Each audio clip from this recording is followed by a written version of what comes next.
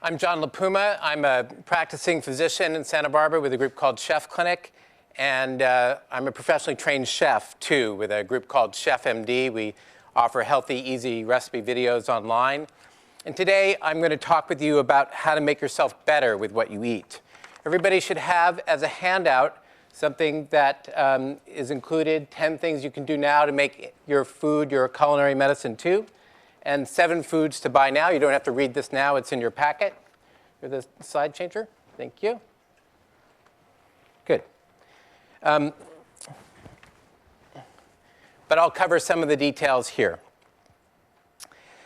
I want to try to communicate one idea in my 12 minutes. One idea is that food is the most powerful and effective tool we have to prevent and perhaps even treat chronic disease. Because many chronic diseases, in fact most, are preventable with what you eat and how you live. 70% of all heart disease is actually preventable. 80% of all cancer is actually preventable. And I'm going to show you a little bit of how. Who here, and I'm glad I can see you, raise your hand if you do, wishes that your doctor knew more about this whole area, about nutrition, about weight control, and about BMI? Can I have a show of hands? About half of us. BMI, by the way, is body mass index. It's your weight in kilograms divided by your height in meters squared. And it's how doctors think about obesity and how the government actually rates people and states by it. And I'll show you a little bit of what that looks like. I'm going to talk first, though, about Kathy, who's a patient who came to see me because, primarily, her airplane food trays rode up on her stomach. And she didn't like it. She got tired of it. She got tired of wearing seatbelt extenders. She got tired of having her car seat pushed all the way back as far as it would go without that being quite far enough. She got tired of having pants that only had elastic waist. She didn't own any other pants. And so she said at 5'8" and 260 to me, help me with this. You're supposed to know about it. And I said, you know, I'd love to help you, but really what you need is a referral to a gastric surgeon. You actually need stomach surgery because your BMI is greater than 40. And she said, no, I don't want that. I want you to help me cure this with lifestyle changes. So I gave her a 9-inch plate. And I said, on the plate, there ought to be half vegetables and a quarter lean protein, poultry or fish or soy, and the other quarter should be nuts and legumes and whole grains and low-fat dairy. And we started that way. We started with Oprah's advice. Oprah has said, I've been on a lot of diet programs, and there's nothing like getting up in the morning and going for a walk. So she started with the half block that she could walk without becoming short of breath. And over the next 3 years, she actually walked a half marathon at once. She lost 120 pounds. We talked regularly, and she did really well. And then she gained 60 of those pounds back after 5 years, which is where she is now. But her high blood pressure and her high blood sugar went away. She became metabolically fit, metabolically normal, even with a still high BMI. She became fit, not fat. And I think there's something to that, and I want to explore it a little bit. This is what obesity looked like in 1985. There was no state in the United States that had more than a 15% rate of obesity, BMI greater than 30. As you watch the years go by, over the next 25, you'll find that as a country we become fatter and fatter. So much so, so dramatically so, that at 2009, the last year at which this is available, there's no state that has less than 20% obesity except Colorado. And there are now 9 states that have more than 30% obesity. Now, this seems overwhelming. How could this change have occurred so quickly? Is there something we could do? Well, yes, we could install technology. This technology is an airbag, and it's available in your refrigerator. You may not know it yet. We want to find Soric to help us with it. But technology like this is so 1990s. You know, we could do better than this. So so what I looked at instead was how nutrition was taught in medical schools. This is a graph from a study that was published just last month in Academic Medicine that shows that only 25% of medical schools teach the required 25 hours of nutrition to doctors. And only 26 out of the 109 medical schools surveyed have a single course called nutrition. When I was going to medical school, I got 4 hours of nutrition. When I went to cooking school, I got 2 hours. That doesn't seem like enough, but it does show why there's a problem. In fact, there are now 5 medical schools in the United States where you can go to medical school and not have a single hour of nutrition. Most of the nutrition is distributed around the curriculum, but since this hasn't improved very much since the time I went to medical school, and it seems to be getting worse, I think it's the reason that doctors really don't know what to say to patients about nutrition. It's the reason we're not very good role models, and it's simply that it's not our fault. We haven't been trained in this. So when we give advice like this to patients, are you eating healthy and getting plenty of exercise? It's because we don't really know better. We don't know what else to say, and so we rely on truisms. We say, you know what? If the menu says it's crunchy, that means it's deep fried and it's bad for you.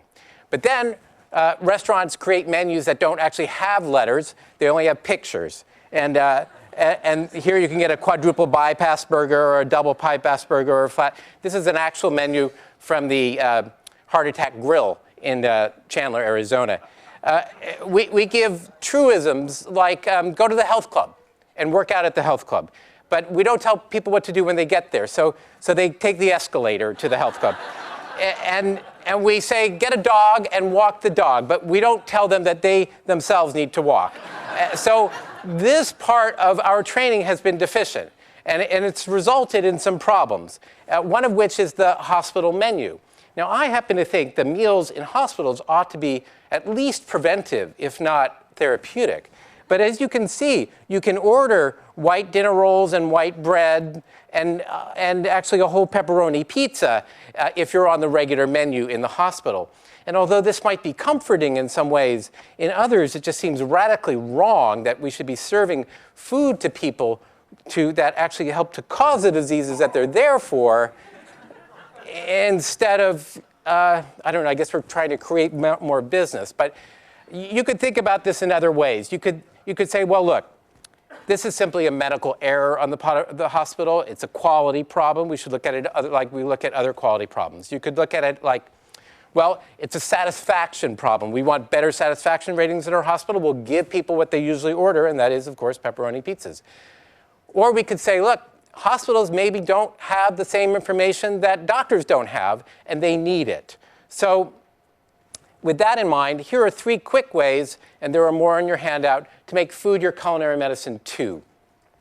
If you take your antibiotics 4 hours apart from yogurt, any good flavor of yogurt, the best studies were done with low-fat strawberry yogurt, you will not kill the probiotics in the yogurt, the helpful bacteria that help regulate your gut, but instead reduce your incidence of diarrhea by 60%. If you eat 10 walnuts with a fatty meal, the studies were done with salami and cheese, but I bet it would work with any drive-in, you'll actually kind of rust-proof your arteries so that the food becomes a little slippery and the interior lining becomes slippery, and the things that make nicks in your arteries and cause disruption in your arteries slide right past.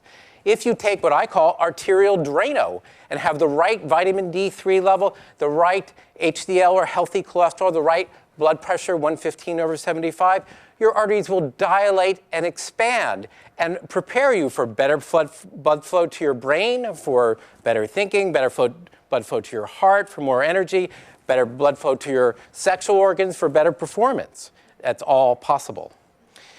In fact, this is true not just for individual foods, but for entire eating patterns. This is a study done with low-fat diet and exercise that was more than twice as effective, 58% versus 31%, as a medication given to try to prevent diabetes for 3,000 people over 3 years. We know that if you adhere more closely to a Mediterranean diet, you're less likely to get Alzheimer's disease. We know that if you have metastatic colon cancer and were treated with radiotherapy and chemotherapy and adhere to a prudent diet, which is a good deal like a Mediterranean diet, you have 3.5 times less recurrence of your colon cancer than if you adhere to the traditional Western diet with its starches and sugars and processed meats and so on. Now, you might think, well, that's amazing. Could this help smokers? No, it cannot help smokers. Smokers need something else, and we want to give it to them. And this is a way that doctors actually have been leaders, because only 10% of us smoke now, versus about 20% overall. So what's my advice? My advice is, first, use your fork. Your fork and your kitchen are as powerful as your doctor's prescription pad. And I think the kitchen must become as crucial as the clinic. Imagine if doctors could write recipes on prescription slips and you could get them filled at farmers markets. Imagine if meals were on your managed care formulary and on your hospital formulary and you got the right foods for you when you were sick. Imagine if there were simple, low-cost, easy, low-tech ways to help you heal yourself. Well, actually, there already are. You don't have to imagine that. If you actually already know what works, put the healthy foods in the middle of the plate and the unhealthy foods on a side plate or off the table altogether. Being healthy is about being healthy from the inside out. Now, a lot of people think these are dangerous ideas. It's really a big claim to say that food can work like medicine, but taste like food. And so it scares some people to say this and hear it, and they think it's dangerous. But what those people don't get is that decline is not inevitable with aging. What's possible is that you can learn to find and blend the art of cooking with the science of medicine to create food that can help prevent disease. And you can learn that by becoming fit and healthy, even if you have a high BMI, you still can be strong and prevent disease. And that these ideas, the ideas I've just given you, are not about me, but they're about you, about your ability to ask the right questions, to find the right tools, to find the right recipes and the right people to make yourself better with what you eat. Thanks very much.